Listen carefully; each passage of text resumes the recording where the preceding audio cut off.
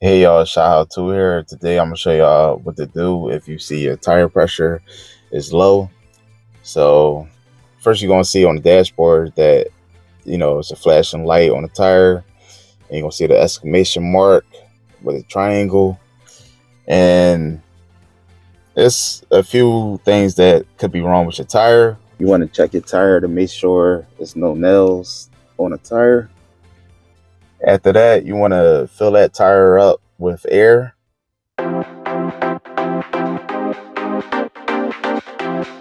Then after you fill it up with air, it may take a couple hours for the tire pressure to go up to the normal amount. And if it doesn't after you drive on it, for a couple of hours or hour, um, if it goes down, that means you have a leak. So you might have to get a patch for your tire, or you might have to get a new tire. It's up to you which one you want to do, or which is rare, your tire sensor might be off too, so that's another option. So these are the options. Thanks for watching. Please like the video and subscribe to the channel.